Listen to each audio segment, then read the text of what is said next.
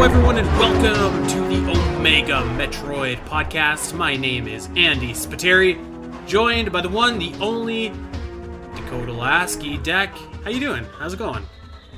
I'm doing good, man. I wasn't expecting that much energy from you, considering I know how tired you are. So that took me by surprise. I'm good, man. I'm good. We are into February of 2021. And very quickly approaching the 1 year anniversary of the show, which is awesome. And otherwise, I'm doing good. We got some more snow. Got a crazy amount of snow recently here. What else? Lately, a couple of my friends and I on like one of our Discord servers, we've been watching like old WWE matches. Like we watched on I've been streaming them to the Discord, so I've been watching like the 2000 Royal Rumble, some Elimination Chamber matches, some old Kurt Angle, trying to get my friends into some old wrestling matches I used to watch as a kid. So that's been fun. What else? Trying to think what else is on my plate. Just been working, hanging out. Yeah, just going through the motions as we get into another year. Playing some stonks, playing little games here and there. Obviously. Mentally preparing myself for the inevitable other M episodes that we're doing. So yeah, I've been here and there. How are you doing? You know what? I'm okay. I'm on one hand I'm really great, but on the other hand I am so tired. My brain feels like fried cheese right now. We got my wife and I got a new puppy. And he's super cute, super adorable. If you want to see some pictures, head over to Twitter and you can see them on there. But he's definitely, he's a puppy, so he wakes up in the middle of the night. And I think right now he's got the zooms, so he's upstairs. So PSA to any of you listeners out there, if you hear something weird, that's probably little Link the pup upstairs. Yes, we named him Link after I'm after so my surprised. boy Link. I know, right? I know. I'm predictable. What can I say? Yeah, I mean, other than that, I'm pretty good. I am also I'm gearing up for other M. A peek behind the curtains here. You said it. We're gearing in on 1 year of the Omega Metroid podcast. So we are going to dedicate not one, but 2 episodes to Metroid Other M, and it's going to be episode 51 and 52. One's going to be about the story. One's going to be about the gameplay, and I'm like really, really stoked to talk about that, the good, bad, and ugly, as it were, of that game. So yeah, I'm looking forward to that, and I'm looking forward to today because we are here to talk about some of the wildest theories and conspiracy theories in the Metroid universe. Seems like a very topical idea to be talking conspiracy theories. So we're gonna dive into some of the best ones that we found on Reddit. But before we get there, we should probably talk about E3 and how apparently, according to a new report, this year is going to be an all-digital event. Makes a lot of sense. I'm surprised that they didn't do this last year, actually, to be honest, instead of just canceling the whole thing. This makes a lot of sense, and to be honest, I'm surprised that they didn't really move this direction sooner, because I feel like with the advent, especially of Nintendo Directs and how Nintendo went digital during E3 and didn't really have a stage presence anymore, it felt a little bit antiquated to me, the model that they'd been using for the last couple of years.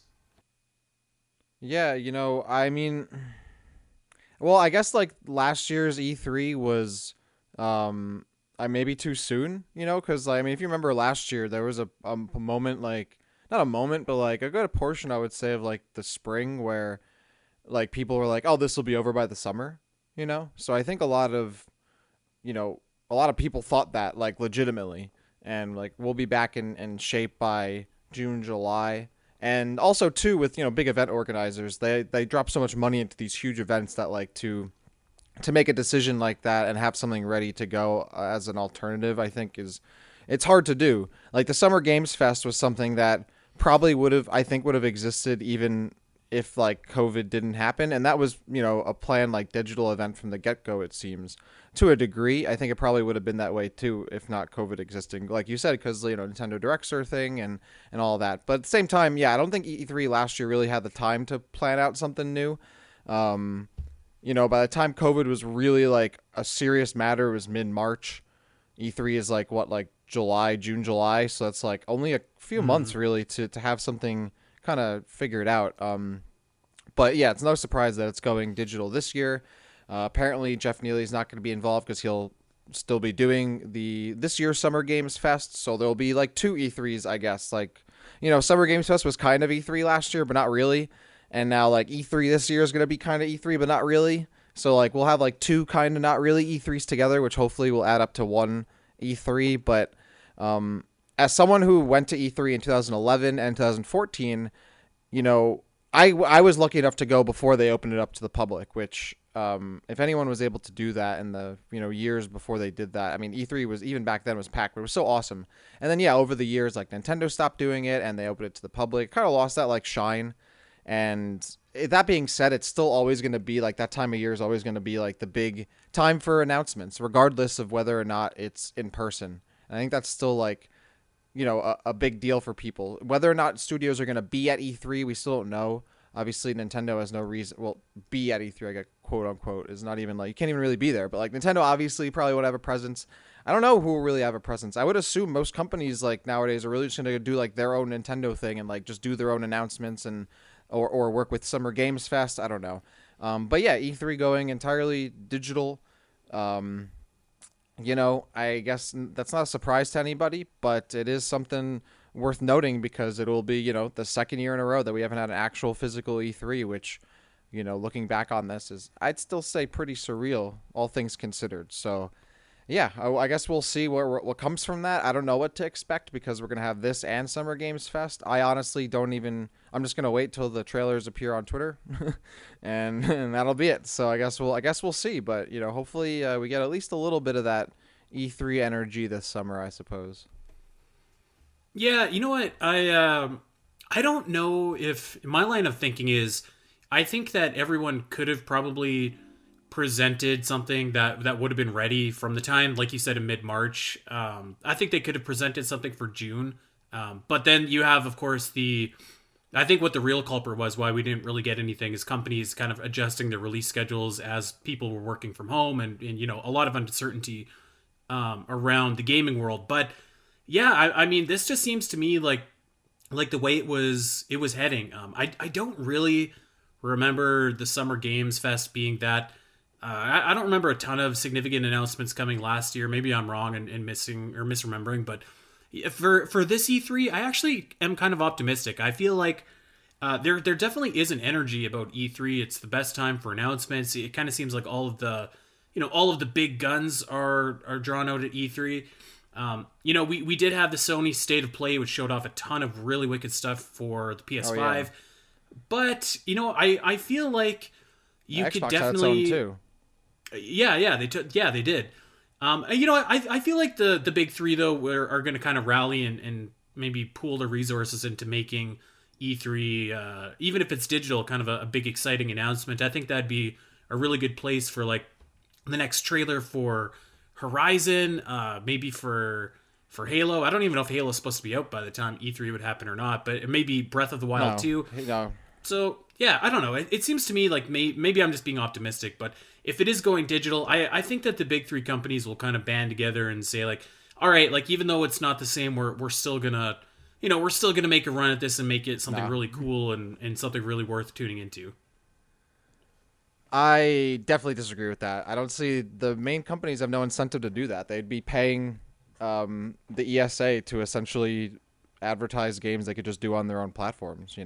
Like that's the thing. Well, is that when with E3 with goes the caveat of like E3 is going to be a very fundamentally different event. I with the caveat there being like I think that the entire business model of it would change. They can have the event, but yes, there's no incentive for like Nintendo, who releases Nintendo Directs, to participate in E3, but there hasn't been incentive for them to participate really for years.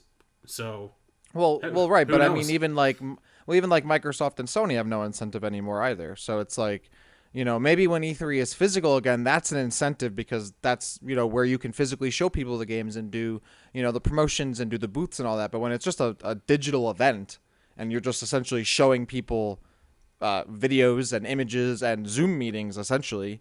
Like anyone can do that on the internet. You don't need to go through E3 to do that.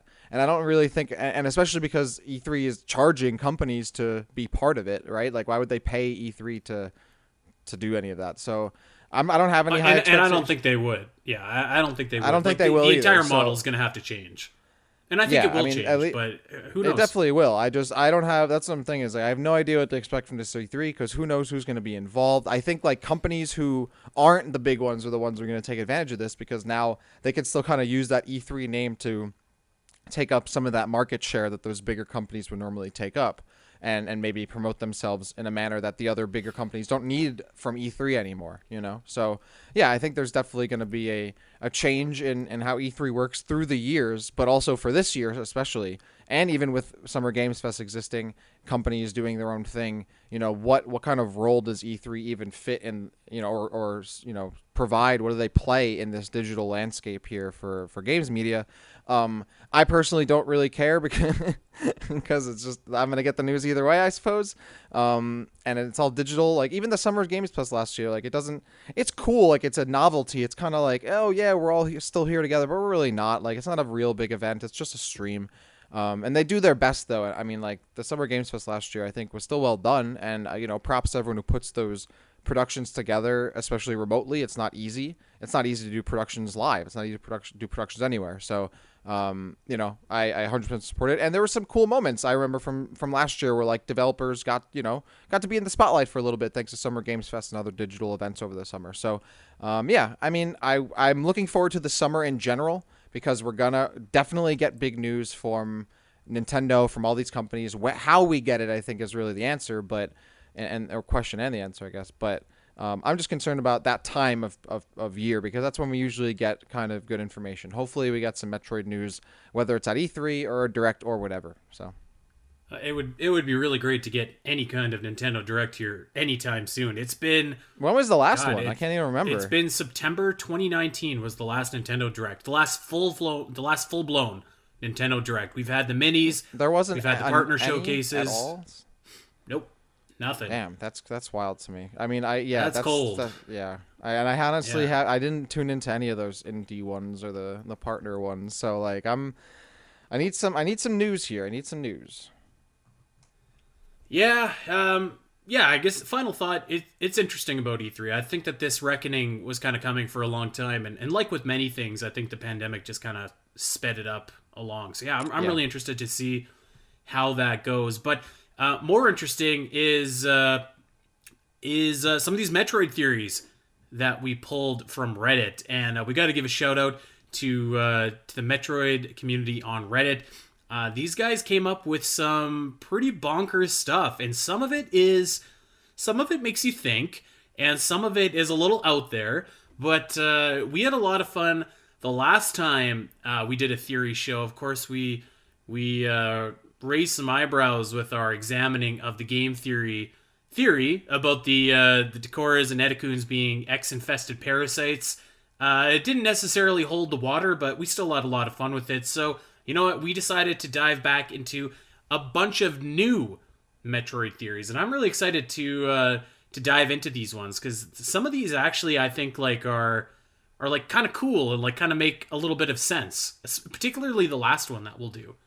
So if you've been on the Metroid Reddit or subreddit, you've probably even seen some of these theories, and in fact, might even have found the specific thread that we're pulling these from. So, yeah, these are some. They're not theories that we covered on the previous episode, and you know what? I would honestly love if we did in a future episode if we like picked one theory and did like a really in-depth like case analysis and like did mad research and tried to prove it or disprove it.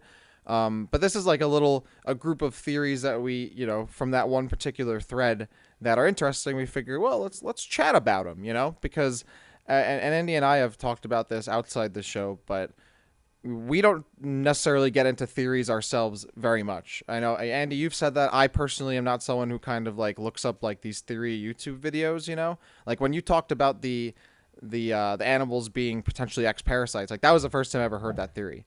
I'm not someone who really gets into like game theories too much, so this kind of stuff is interesting to me, and maybe it's stuff that other people have already kind of gotten into the discourse for, but For me, it's like Metroid has so much more that could be going on in the games that I wish were happening that I'm not even. I want to speculate on like what's barely there than stuff that we might not even be a thing. So to actually get into this, realm of theory crafting on some of these more out there theories is a nice change of pace for me. Yeah, like I usually have kind of a bad taste in my mouth when talking about game theories because, like, I cut my teeth in the Zelda community, and like there's so many just like YouTubers out there that'll literally make something out of nothing and claim that they figured something out when it's literally nothing. So it always kind of just leaves kind of a foul smell in the air whenever somebody says theories to me. And I feel like also like the Metroid timeline is it's pretty straightforward in a lot of ways. Yeah. Like there's not really a whole lot that's like really left up to mystery. Usually it's fairly concise stories that are told, but some of these theories I do think are pretty cool. So let's just go ahead and dive right into the first one. And actually the first two theories on this list are both about the big bad of the Metroid series, Mother Brain. Ridley. Oh. Okay. Oh. Yeah, you know what? Ridley doesn't show up anywhere on here, I'm just realizing right now. You know why? Because Ridley is a well-written character. There is no there is no no, I'm that's actually how can there not be any theories on Ridley, the most ambiguous show up out of nowhere bad guy in the series? I don't see. The thing is that like, and I was gonna mention this before we jumped in real quick, was that like the thing about Metroid is you're right. Like the storyline is very like, I think clear. It's like straightforward, and there isn't a lot of like an expanded universe for Metroid. Like it's like the manga and that's it. So like, there's not a lot to be like left up for like debate. It's not like Zelda, like you said. There's all these timelines and time travel and all this crazy nonsense. Yeah, Metroid's pretty straightforward. So Ridley, that's actually a good point that none of these theories involve Ridley. But I think Ridley, again, is kind of a character that is mysterious. But I think he's a character that what you see is what you get a lot of the time.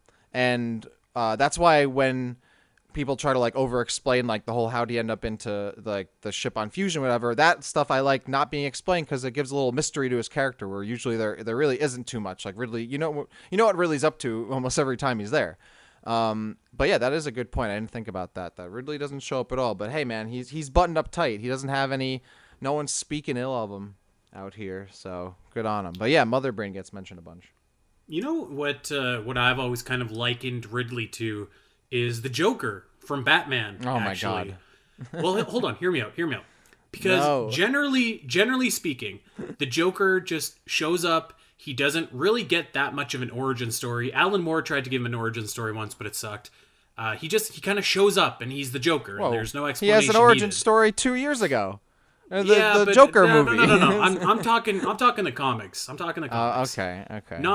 Not that movie, which was kind of like that's a conversation for another day. But that was explaining something that didn't need to be explained. But anyway, So like Ridley just kind of is Ridley. Just kind of like how before they did the origin, Wolverine was just kind of Wolverine. Like these guys are just who they are and they just show up. You know what I'm saying?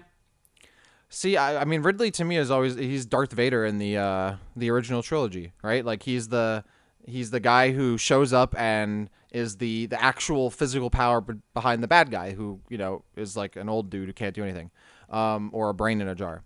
But like he just shows up and messes people up, and there's like a little mystery because he's not fully explained. We don't need to explain it.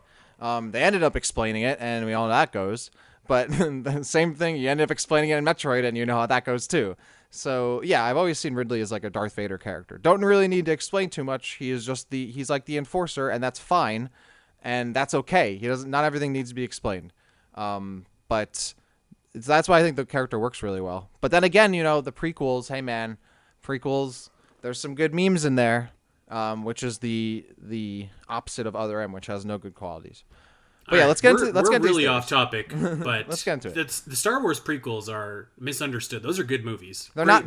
No, they're not. No, I'm sorry. Before we go on, they're not good movies. They're bad movies that can be laughed at and appreciated for charming or funny qualities, which make them entertaining. That doesn't mean that they're good. That means that they're entertaining. That's true. That's facts. They're not good movies. Those are good movies. They're not good movies. I'm sorry. All right, let's move on before we actually get episode 3 is pretty. We'll talk about this privately. Okay. So we're 20 minutes into this. Yeah, here we finally go. Here we go. For all you listeners still here, we're finally getting to the Metroid theories.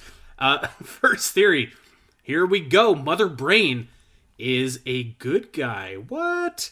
So the theory goes like this. Mother Brain is actually working against the corrupt Federation in Super Metroid. And actually the first two theories are kind of the same kind of idea here. But so Mother Brain is working against the corrupt Federation.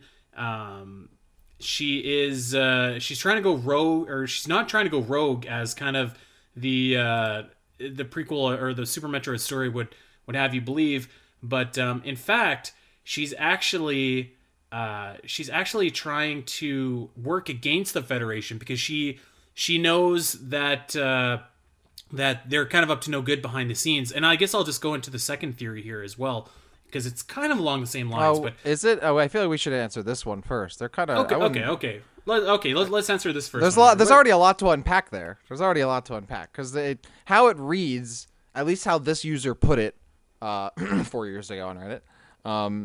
Mother Brain foresaw the Federation becoming corrupt and goes rogue to stop them by conquering the galaxy for herself, as she sees herself as infallible. So there's two parts to that theory. It's number one, she foresees the future, whether they mean literally or just like intuition, educated or prediction, guess, or whatever, right? Like that the Federation becomes corrupt or whatever, and she's working against that, and she wants to take over the galaxy because she sees herself as infallible, and that's like that's why she does that. So, I'm gonna go first on this because I'm talking already. So why not? Yep, so, hit it.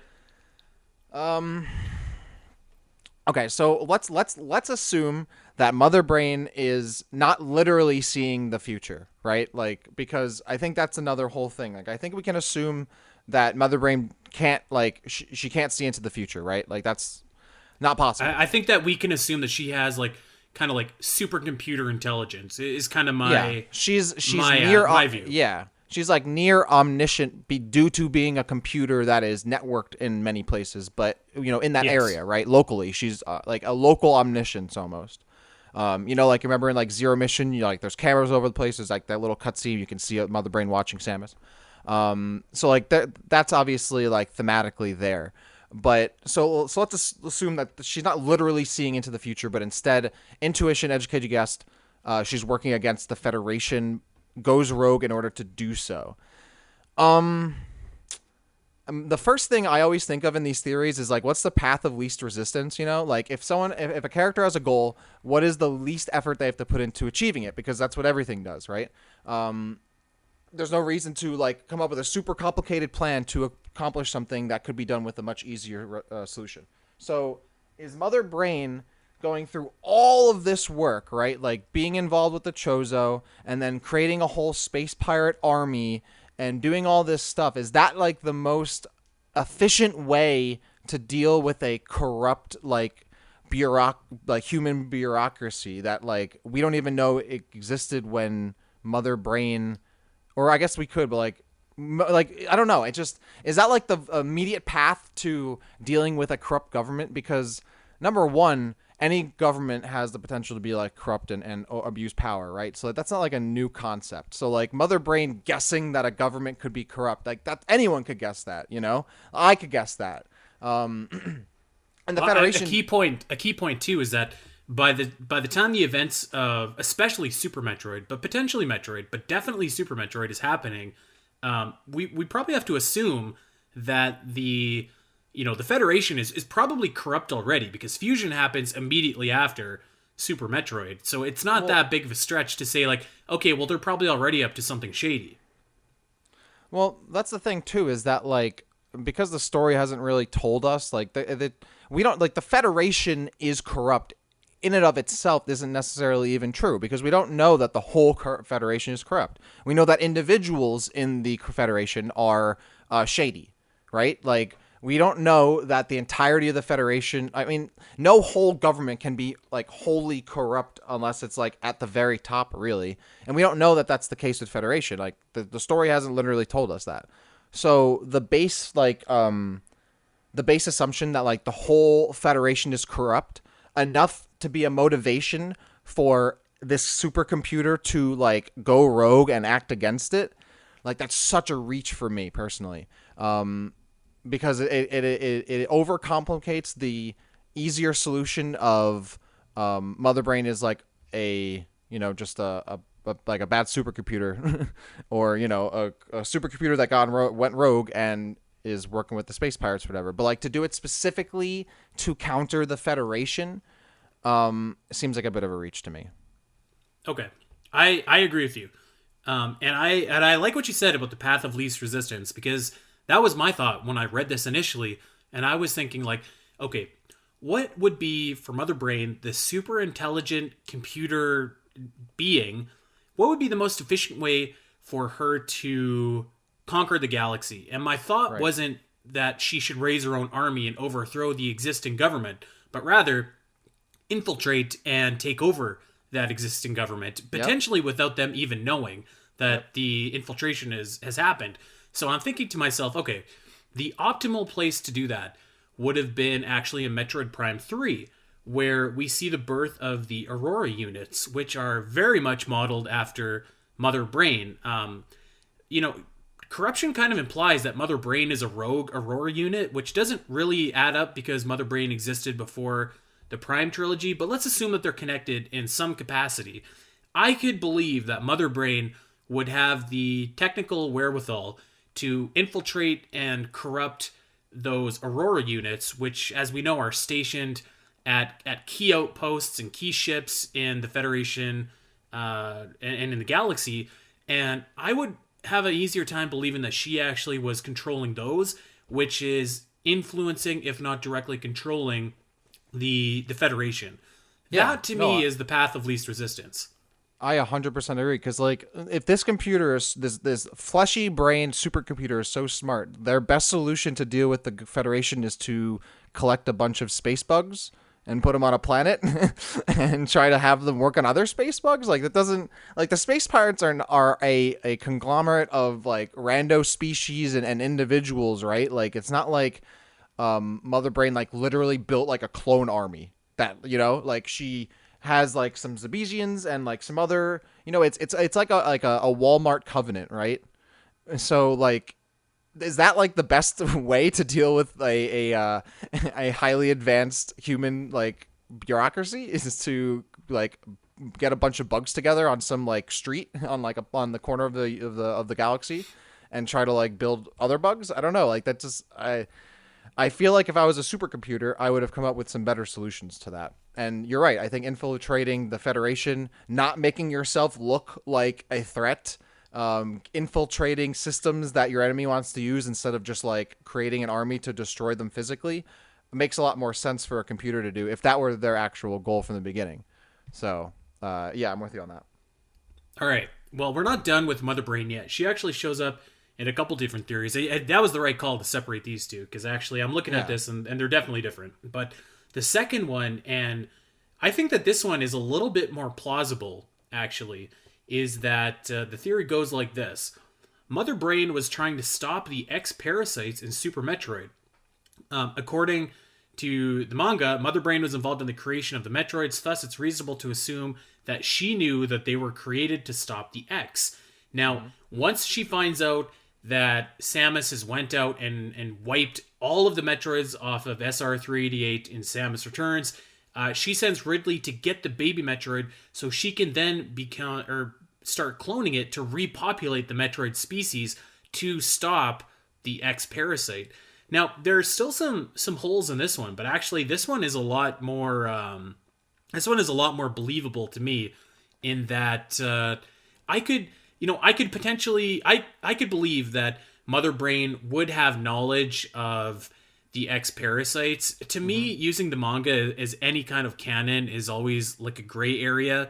I mostly just don't do it, so...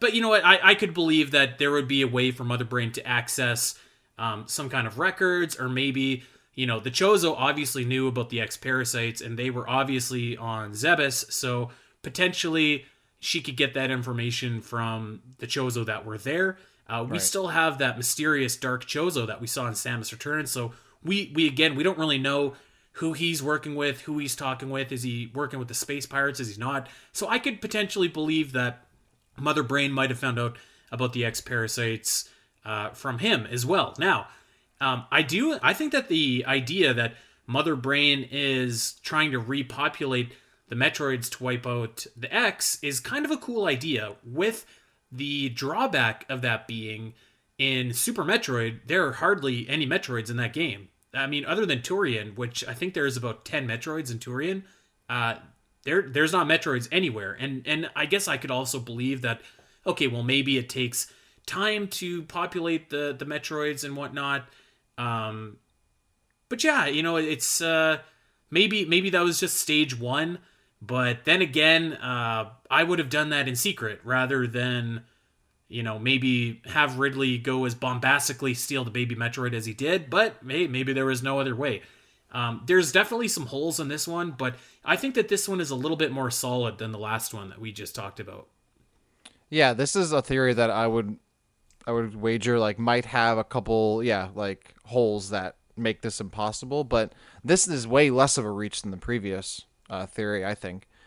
So, your point about, excuse me, your point about the lack of Metroids on Zebes, yeah, if this were true, I would chalk it up to, okay, well, Ridley like just caught the baby Metroid, maybe they just didn't get, like, that's all they could have gotten done before like Samus got there. At the same time, I think they could have gotten like maybe more than 10. And also, do they need like, this is the part that I was kind of hemming and hawing a bit, because I always thought in Fusion, like, okay, it makes sense that like they need, like the Metroid DNA specifically, like to create the vaccine that Samus has used or whatever. But like, do they need a Metroid organism to make more Metroids, right? Like, if the Metroids were originally created by like the Chozo, and let's say like Mother Brain was there or part of it or knew about it, wouldn't Mother Brain also have access to like that genetic information? Like, couldn't she just like? I feel like there would be a chance where they wouldn't necessarily need a literal Metroid to clone other Metroids. They would have maybe samples already available from the last time, or like that genetic like Yeah. code available. Like, why would they need like a? It just seems very kind of archaic for them to need like a literal like physical specimen to do that again, when they've already been working on Metroids and all this stuff previously in the past. Second, if that were the case and they're they're trying to create Metroids to deal with the X, I'm thinking, why didn't, with that, when they were in that situation, why didn't they just try to like create, use the X as bioweapons, and just use what they got? Like, oh, there's a bunch of X around now. Well, might as well we use those as weapons instead of Metroids, instead of creating Metroids to get rid of the X parasites so they could use Metroids as bioweapons. Why don't they just use X as the bioweapons? Maybe they didn't think of that, or maybe they couldn't, they didn't know how. Maybe they couldn't, This is like one of those theories where kind of just like it's a story that you kind of piece together based on what the games give you. But I think it's, again, more easily explained by, no, the space pirates just want the Metroids again, and there's a Metroid there, and Ridley, is the guy who can fly in the vacuum of space and show up and easily take that. Again, he's your Darth Vader. He's the guy, shows up, busts down the door, gets what needs to get done, and dips. Literally. So, yeah. So, I've got one more thing too. I've got one Okay. more thing for this theory. It seems to me that if the intention was to repopulate the Metroids as well, the optimal place to do that would not be on Zebes, but it would in fact be on SR388, because that's where you have all of the Metroid evolutions, and that's where the X are. other than the one on the bottle ship, that's really the only place that we've seen any of the evolutions for the Metroids in general. Now, the obvious conundrum there is like, okay, well, we can't go there because it's overrun with X, but I would maybe argue that Mother Brain is like this mechanical supercomputer. Does she even need any organic species to produce the Metroids there? I don't know. Maybe not. But now that I'm thinking of it, now I can't remember. We did see the X infiltrate non-organic beings in Metroid Fusion, so maybe that wouldn't have worked at all, actually. But Well, You bring up a good point too. Actually, that I was just thinking about this. Is why would they even need to like? Why would Mother Brain, if they're on Zebes, why do they care that there are X on SR388? You know, like as far as they, I mean, like they know the X after the events of Samus Returns. We don't even know. We don't even know how much the pirates or Mother Brain really know about the events of Samus Returns, right? Like we don't really know how much they know about what happened there. Um, so, but let's say we're going back to, okay, Mother Brain knows like what the X parasites are, right? Going back to that initial assumption. Why would she even care that the X parasites are all over SR388? She's not there, right? She's on Zebes. So, like, why do they care? Like, the X, as far as they know, only exists on one planet that they don't have to go to. And as far as they know, the X can't leave unless they're taken from there, which is eventually what happens. But at the time, like they're not on SR388. As far as they know, it's just another rock in the galaxy. Like if they're not, they have no plans, as far as we know, to use them as bioweapons, because even in this theory, they're creating Metroids to try and get rid of them, and there's no evidence of the space pirates ever trying to, or the Mother Brain ever trying to use the X as weapons. So why would they go out of all this way to make more Metroids to deal with like a problem that's not a problem to them at the time? You know, like they're not being threatened by the X. They're not on SR388. No one's threatening them with the X. So why would they need Metroids? They would. So I will give a caveat, or I'll give a counterpoint to that. Not a really strong counterpoint, but one anyways. We can't. Maybe we can assume that if we take the ending of Samus Returns, and to be fair to this theorist, this theory was made before Samus Returns is ever a thing. But that's also if we true. take the end of Samus Returns, then we know that in like Ridley was there. Maybe he could have seen the X. True. Duh. Yeah, maybe Ridley... he could have reported back. Maybe he could have been like, hey, these things are going to get off this planet eventually and become a threat to us. I mean, that's reaching, of course, but I actually completely forgot that Ridley's at the end of Samus Returns now. Yeah. But you're right. Like I don't think he ever does he? I don't think he sees an X, right? Like he shows up and there's no X that shows up until after he kind of gets KO'd. But to be fair, at the end of the cutscene, we know that there are X at the end of Samus Returns. And we know Ridley is still on SR388 at the end of Samus Returns because he eventually is alive and shows up in Super Metroid. So maybe after Samus left, which again, don't understand why Samus just doesn't turn around, put 2 quick ones in his head instead of leaving his body there, or chop his head off, something like, or throw his body in a volcano. No, let's just leave. But anyway, I will accept that there's a chance that after Samus left, and before Ridley left, that Ridley saw an X parasite, was like, oh, that's a problem. We should do something about this. But that's reaching though. Yeah, I mean it's reaching, but I will amend my previous comments that there is a chance that they could have known what happened to the extent that they would do something about it. Because I forgot that. I don't know how I forgot because my boy Ridley, but I was thinking about the original events of of Metroid 2. So yeah, Ridley, I guess they could be privy to that knowledge. So yeah, all right, this theory, I think this is one of those theories that I would be interested in digging in a little more. But at the same time, it also like doesn't explain too much, so like it's not a huge revelation, but it's an interesting theory. Yeah, I mean, with some world building around it, if Nintendo ever decided to go this route, I think it could make sense. It's just you'd have to fill in some of the gaps. But agreed. Let's stick with the planet SR388 because I thought that this one was actually really cool. The theory goes that SR388 is actually a living planet similar to Phase, but not Phazon related, but just kind of the same idea, where the X are basically the planet cells, and the introduction of Metroids caused the environment, or it caused SR388 to go into a protective state. He says that the lava lowering and rising is kind of a reaction of the planet being alive and the ecosystem and stuff like that. I think that this is kind of cool. He likens the Metroids to an infestation of the planet. So, and this, keep in mind too, this was made, again, before Samus Returns came out and introduced Aeon into the mix, which is kind of implied was used to actually create the Metroids. So maybe that's a little bit of a contradiction, but I do like the premise of this. I think that it's kind of cool. The living planet thing has always been a stickler for me, even back in Prime 3 with Phase, because I kind of feel like it's kind of contrived a little bit to like a living planet. I don't know.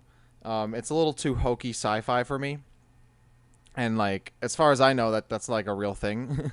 And Metroid, and not that there aren't things in Metroid that aren't real things in real life, but for the most part, Metroid kind of stays grounded.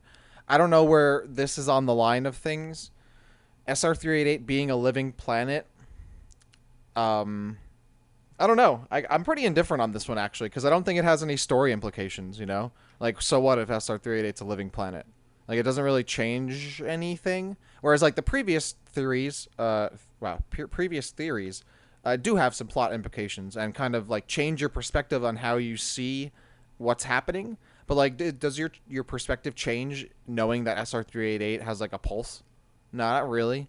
And I felt the same way about Phase too, to be honest. Like, just having a planet where Phase comes from phasing comes from is cool, but to like, oh, Phase is a living planet, like, it doesn't do anything. It doesn't add to the plot or, your understanding or change your perspective on anything, which is what I think is important when you make these kinds of details or notes in your story or, whatever, flesh those kinds of things out. So looking at it from a storytelling perspective, doesn't really do anything for me, doesn't really change anything. Okay, cool, whatever. And SR388's not even my favorite planet in the series anyway, so I could care less. But not care less, but whatever. The theory itself, though, I think the tie to Aeon, maybe like Aeon is like something that's like produced by the planet. It's like its lifeblood, maybe ish. That could be interesting. But again, it's hard for me to kind of like wrap my head around my interest in it when I don't really see the implications of like why this would matter. And I hate to like put it that way because like I don't want to like feel like I'm like crapping on the theory. But I don't know. I'm interested like in what other people might think about this. But the whole idea of like living planets is something that Metroid has had before. Hasn't done too much for me. SR388 being a living planet, I guess, like, what does that explain? Not much.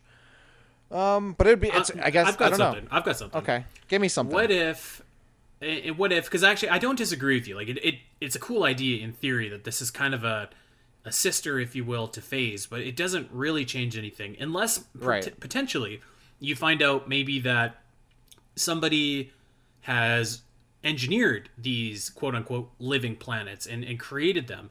And potentially, what if it was like someone like the Chozo that had started making these organic planets, and then it's like, oh crap, we actually made these like living planets and created the X and created Phazon, which are like the two of the biggest threats in the galaxy, and like maybe that kind of led to their disappearance. Maybe there's more planets out there that kind of share some of the same properties with something to stop these mutagens that are on this planet. I mean, you'd have to come up with like a whole big story to make it like kind of relevant, but I think that like maybe, and I don't think that this would ever happen in Metroid, but I think that you could maybe make up a backstory to make this kind of make sense or maybe be relevant. For me, I actually think that the theory is cool enough for like, it doesn't really need to be relevant, but I just kind of like it as an Easter egg where like, yeah, okay, like we've seen the living planet once, like there are others like it in the Metroid universe, and actually there's one that's like it that we already know about. And maybe you can get into the implications of like, okay, like if this is a living planet, then why were the Metroids created here? Like why have all planets, like, this theory refers to Metroids as an infestation. Were they trying to stop it? Because we know that Metroids aren't inherently evil creatures. So yeah, I don't know. I think that if you really dig, there can be some cool stuff here. But yeah, not like, it's not a world changer like the Mother Brain theories. That's for sure. Yeah, I think the thing is that I guess it's my perception and just take on the Chozo, right? Because the Chozo aren't like forerunners or Promethean or not Promethean, like they're not forerunners, right? Where they're not like, they weren't this huge, crazy, star-spanning civilization that would have like the capacity to create like a huge living planet. Like that would be such an undertaking. That would be such an undertaking that it would dwarf anything else happening in the Metroid story. which is also my issue with it because it makes almost everything else insignificant. Like, who cares what's happening with the X on some space station or some rock in the galaxy when there's some beings out there that can literally create huge planets that are alive? Like, who cares about anything else? But that being said, I don't think the Chozo would ever have had the capacity to do that. I don't think they were like they seemed like such a nomadic, like, like thinly like spread out society, right? That was more akin to like Noolithic or Neolithic like humans, right? That are hunter gatherers that might have been super intelligent and had a lot of technology, but they weren't creating they weren't like the Luminoth that created like huge like horizon spanning cities, right? Like, and in these huge constructs, like the Chozo had these big buildings and relics and artifacts and all of that, but to the scale of like even the Luminoth, not really, as far as we know. There could be out there, but we don't know. So like the Chozo don't seem like a people to me that would have like even had the capacity or even the desire to create these huge planets. But even let's say it wasn't the Chozo, maybe it was someone else, right? The Luminoth, or maybe another being or beings or whatever that might have had the capacity to do that. Yeah, again, it would kind of dwarf everything else, right? All of us, I would be very interested in like, okay, let's deal with that issue. Screw everything else. It almost dwarfs even the Metroid issue, which is the key, conceit of the franchise, right? The Metroids is bioweapons. There's not the peace in Galaxy has been thrown out the window because people are trying to make weapons out of jellyfish, right? So there's to then completely like overblow the scale to there's someone capable of literally crafting a living planet, just dwarfs everything else, and that's why it kind of doesn't work for me. But if that were the case, that'd be pretty. I mean, that'd be kind of crazy, to have something that would be possible to do that. And I would be interested to see how they kind of went to that scale with Metroid, because again, with Metroid, for me, it's like it doesn't have that same like crazy scale to it. It's like there's so much like space and emptiness and like and a smaller scaleness, I guess, to Metroid in a lot of ways, which I like. And even though you do have those like moments in like Prime 3, you have those big carriers moving on, it's still like contained moments. Everything kind of still feels contained. To go to that huge scale would really be different for Metroid. I'd be interested to see how it would work, but at the same time, I don't know if it's congruent with the story and the games we have now. And that's a really long-winded way of saying, I don't know, dude. But yeah, something interesting to think about. Yeah, I really love Chozo theories. That's probably my favorite bit of theorizing for Metroid is like what happened to the Chozo. Uh-huh. And actually, looking at this list, I'm surprised that there's no entries about that on this list. But if somebody told me like the Chozo were powerful and omnipotent enough to create planets, I'd be like, okay, that works for me. Like it's a little bit more grandiose than we've seen in the series before, but I think I could accept that. But let's stick with the planet phase here for a second, and the Chozo for that matter, and really quickly do this one because I want to get in the last mother brain theory here. But this theory says that the Metroid's true form is the Phazon Metroid one, since their birth planet is Phase. When the meteor hit Talon 4, the Chozo, which managed to flee to SR-388, took some samples from the impact crater and started developing Phazon-less Metroids to combat the X-Parasite. So this one to me is a little bit weak, but I thought that is interesting. It's kind of cool, but like I feel like this one I kind of feel like you did about the last one, where it's like, okay, well that's not really relevant. Like we know that the Chozo developed and created Metroids, which, according, if this theory were true, still would be the same fact. The Chozo created Metroids.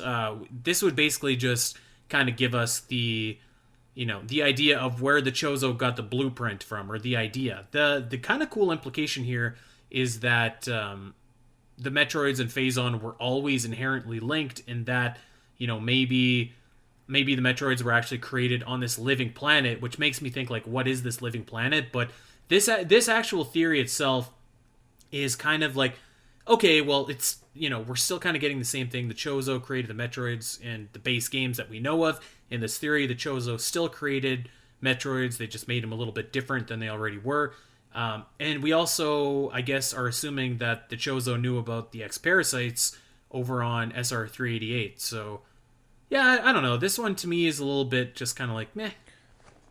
Well, I do. As someone who likes like biology stuff, just for this to have like I guess an influence on the taxology and or taxonomy and like how Metroids came to be, changes that. I think that's kind of interesting. But yeah, I see. I agree. It doesn't really like change too much of the plot. It doesn't have like really true story implications, though.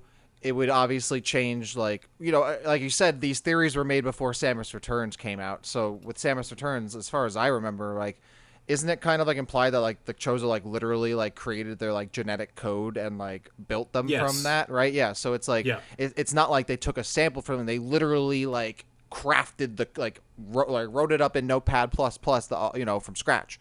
They didn't get it off of GitHub or anything. So that part obviously doesn't like this can't be possible. But like let's say that let's put that aside and say that that wasn't the case. Yeah, again, it doesn't really change too much. I think it's interesting though because obviously it implies that like Metroids are naturally occurring, and that but they also that they would come from phazon, which is like a chemical, like a chemically like substance, like for a whole organism to come from the phazon like that. I think that's kind of interesting.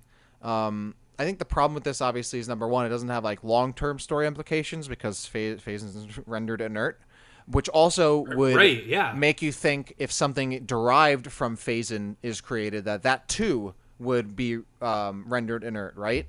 If Metroids were created from something that was derived from phazon and phazon is made inert, then therefore Metroids would also be rendered inert. I would think, unless I don't know, maybe there's some crazy kind of loophole that would avoid that. So, yeah. Also, and then again, this also goes back to my thing of why would the Chozo go to SR388 to be threatened by the X parasites and then need to combat them? Why would they even go there? Why not just nuke SR388 from another planet? Right? Like I can the Chozo might not be able to create a whole planet as far as I'm concerned, but they could probably blow one up. I would think Samus blew one up with Chozo technology all on her own. Or like Hold on, and threw a space station at it at one. Like they could definitely blow up a planet if they saw some big, crazy X parasites on a planet. Why would they go there and go through this whole thing of creating? Just blow it up. Just blow it up. I got something for you. because I know that I've been watching. Same thing The with Expanse. Mother Brain too. Hold up. So on your recommendation, I started watching The Expanse, and I'm loving it so far. But we just got to a very similar point in that where they were Spoilers. just like, for season 1, actually season 2. I'm sorry. In season 1, there's something that if you're a Metroid fan, you will be like, "Whoa, that looks familiar," and I know you know what I'm talking about. The idea is that there's this mutagen that, and I don't think this is spoilers. I don't think this is spoilers. Yeah, but anyways, spoilers. That's like that's the end of the first season right there. Oh, there's something bad on a planet, and instead of nuking it, they have a different. They're gonna send it into like the sun because they don't want to blow it up and send like a million asteroids with little debris of this thing into the world. So I could believe that maybe the same idea holds true for SR388 and the X. I'm just saying. Okay, that's fair because all right. This is something I've speculated is that the X parasites can survive in a vacuum. Which is why at the end of fusion, I as far as I'm concerned, that the X parasites are not done at the end of fusion. I mean, those things can survive in like, absolute zero temperatures and all this other stuff. I would or like super low temperatures, high like I 100% think that the X parasites can survive the vacuum of space and therefore likely survive the end of Metroid Fusion. So, I'm with you there. In terms of the survivability of the X. Yes, there is a consideration that they couldn't just blow up the planet because the debris might send the X elsewhere and it'll spread, which is obviously not what they want. But they could glass the planet. They could, I don't know, there are so many other things that they could do that, like, I feel like if they took, like, a half hour to think about it and be like, okay, well, we can't blow it up with like an explosion, but maybe we could glass the planet. We could, maybe we could. I mean, didn't they like terraform it a little bit too? Couldn't they like change the weather a bit? Like maybe like they could just make the weather conditions so bad the X couldn't exist. Like maybe they, I don't know. Like there just had to have been some other, again, the least resistance. There had to have been a better way to deal with X parasites other than like other than like going through all of this. Like I understand like okay, like at the end of the day they ended up creating Metroids to deal with X parasites. Like that was their solution. Okay, fine. But if like but why would they go to SR388 to like put themselves at risk if they knew that was the case? I don't know. Fair. I you know, it's like and again that goes back to my thing with Mother Brain. If Mother Brain was trying to destroy the X in Super Metroid, why would she go through all of that? You know, why wouldn't Mother Brain is a character, maybe not the Chozo, but the Mother Brain is a character that I could see being like, you know what, I don't even care if what happens to the debris. I'm just gonna blow that planet up. So maybe the Chozo would have more care. I don't know. I want to get to one more Mother Brain theory before we get out of here. Okay. Because I thought that this one was like really, really interesting. Actually, I think that this is the most valid of all of the theories, and I'm actually gonna only read like the first sentence because I think the rest of it is kind of malarkey. But I actually really liked this. So the theory basically goes that Mother Brain and the space pirates were engineered by the Galactic Federation as sort of a Genghis gambit to keep people under the Galactic Federation's jurisdiction. So for anyone unfamiliar with that trope of what a Genghis gambit is, named after Genghis Khan, it's basically creating a mutual enemy for everybody to unite against, to stay united. A scapegoat. Yeah, right? essentially, yeah. A scapegoat, yeah. I feel like this makes a lot of sense, actually, because we know that the Federation at least has a couple people in there that are, maybe not on the up and up. We know that Mother Brain looks a lot like an Aurora unit, which is developed by the Federation. We know that somehow, some way, Ridley keeps on being revived and rebuilt, and, that doesn't make sense after the space pirates are repeatedly annihilated by Samus. We know that in Other M, Samus was very much limited in the abilities that she could use, and in Metroid Fusion, we know that they did not want her to eliminate all of the Metroids. We know that, well, maybe we don't know this, but what we do know is that there are a ton of different races in the Metroid universe, but the Galactic Federation seems to kind of rule over them all. So I think that this one could actually be kind of cool and might be something that's worth exploring in a future Metroid game. It's open-ended enough that it could be true, and there's just a few pieces that if you look at them in the right light, you're just like, okay, maybe we're onto something here. Yeah, I definitely disagree there. I feel like this one has like no weight at all. So first of all, I'm gonna go back to the initial Genghis Gambit. That worked because people didn't have like you needed to create a physical enemy for people to like know about, really, or because back then you didn't have propaganda, you didn't have the internet, you didn't have media, right? Nowadays it's so easy to create a threat out of something that doesn't exist just by naming it on social media or whatever. I don't think that the Federation would need to literally create anything to convince people that they have I don't an think that we enemy can to fight. insert social media into the Metroid universe, though. I'm saying in real life, people in real life nowadays, people can be convinced of an enemy that is not their enemy just off of a post on the internet or a news article or whatever, right? They don't need a physical enemy there to be convinced that they have an enemy to be worried about, right? I mean, you see that literally all the time in like today. Like there's so many examples of that today in our current social political landscape, and has been for centuries.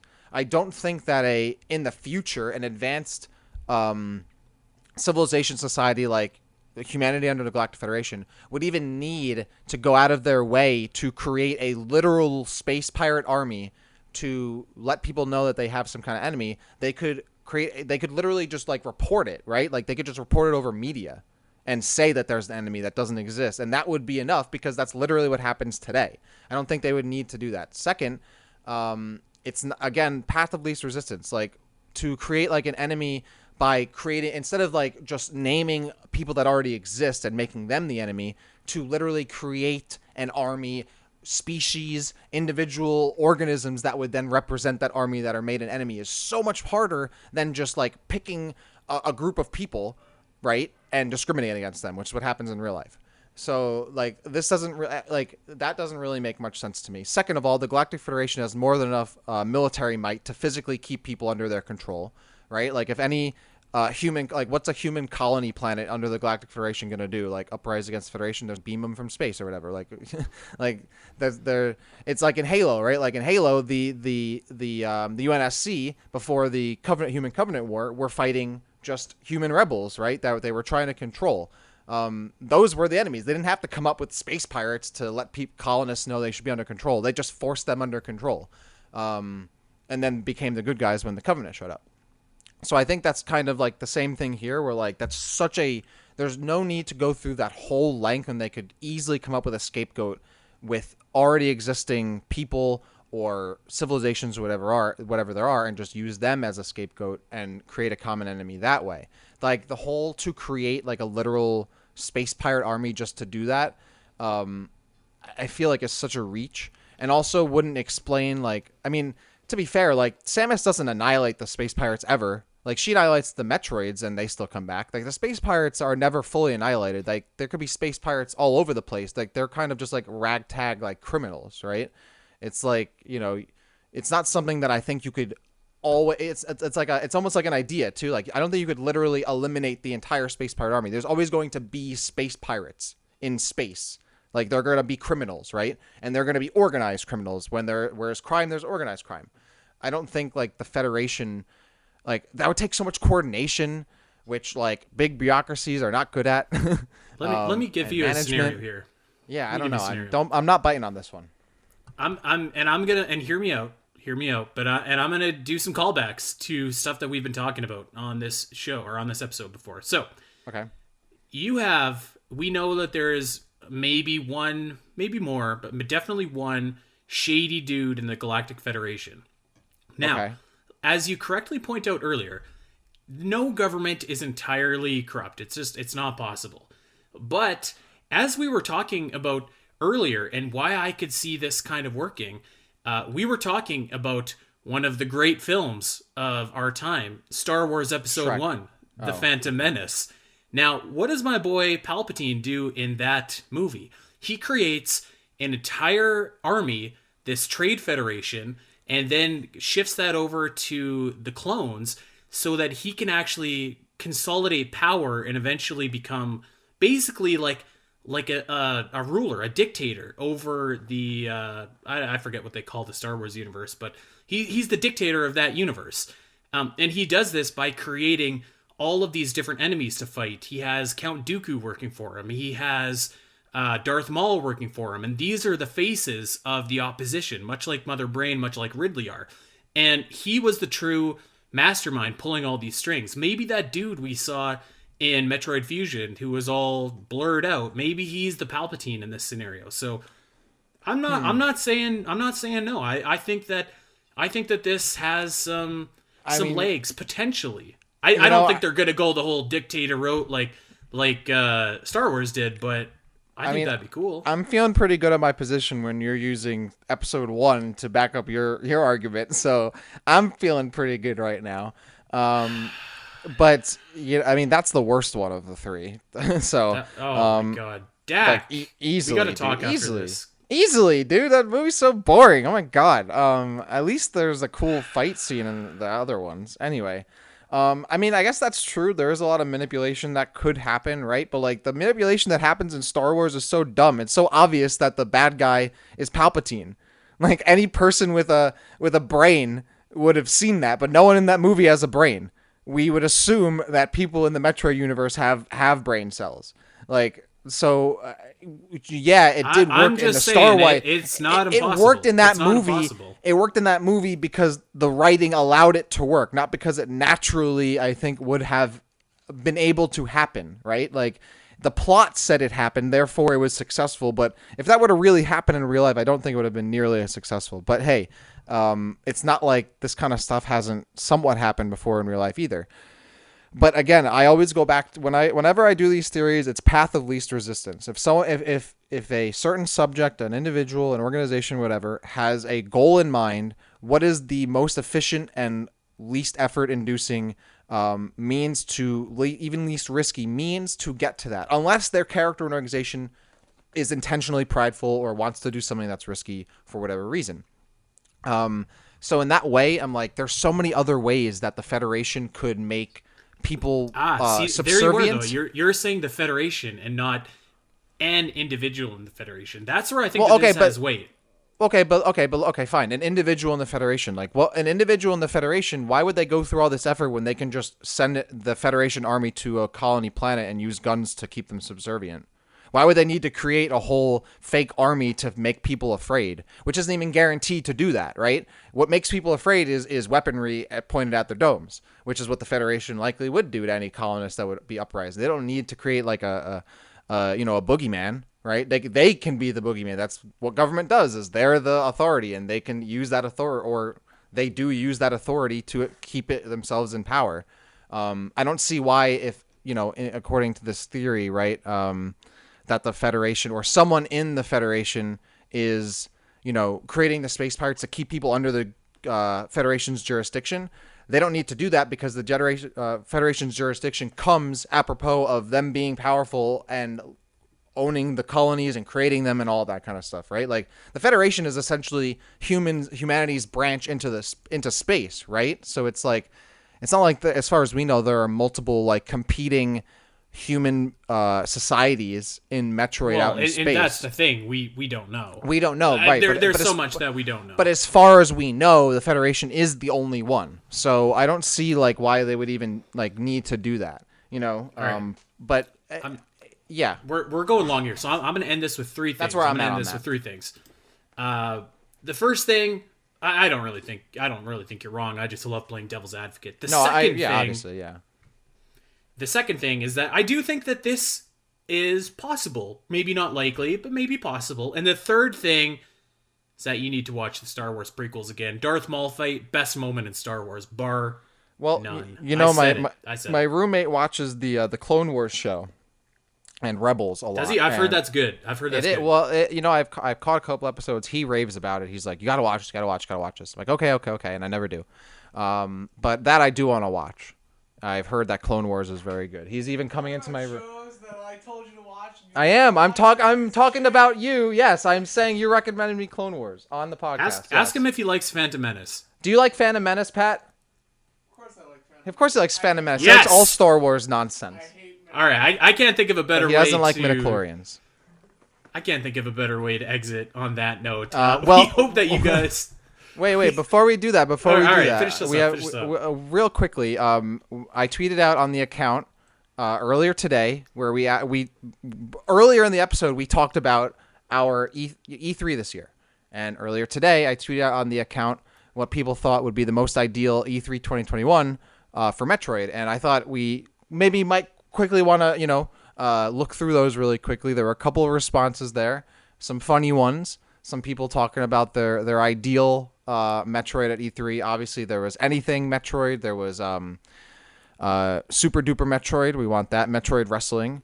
But we had, like, for example, Fessel Russell jumping in. He wants to see maybe a 35th anniversary collection. Obviously, Metroid Prime Trilogy. Maybe a new 2D Metroid. Andy, really quickly, what's your ideal? Let's say E3 time, right? So let's say. Whether it comes from a Nintendo Direct or an announcement, E3 area. What's your ideal E3 time for Metroid? Like, what would be great for you to hear coming this summer? I feel like this could be its own episode, to be honest. Real quick though. Real quick. I think that the trilogy coming out for Switch has to happen. In the absolute dream scenario, the trilogy is announced. We get a trailer for a new 2D Metroid and maybe a trailer for Prime 4. Now that's obviously a 5-course dinner with dessert after and a big bottle of wine. But hey, that's my dream scenario. Realistically, I think that trilogy is I think that the chances of trilogy are better than 0. Let's just say that. Yeah. And yeah, that's all I'll say for now. All right, cool. Well, yeah, that's something we gotta maybe just before E3 time. We'll jump into this again and talk about I agree. predictions and all of that. But yeah, definitely some good stuff. Thanks everybody for those of you did who responded to the tweet. Some good ideas. I love Metroid Prime Wrestling. Absolutely want to see that. I loved Super Duper Metroid. That Super cracked Duper me up. Metroid definitely needs Super Duper Metroid, and a bunch of people I found that randomly on Google Images, the Metroid Prime Trilogy HD like deluxe edition, limited edition comes with like a it was some mock up someone made, and shout outs to whoever that was, but they have like a statue and like the limited edition stuff. That would be really cool. I'd love a cool like a new limited edition of a Metroid Prime trilogy that'll likely end up stop being sold and will run up on eBay like the original did. Yeah, I've got lots of thoughts about what I would like for Metroid just in this year in general, not even just specifically D3, but that's for another day. We're running long, so let's get on out of here.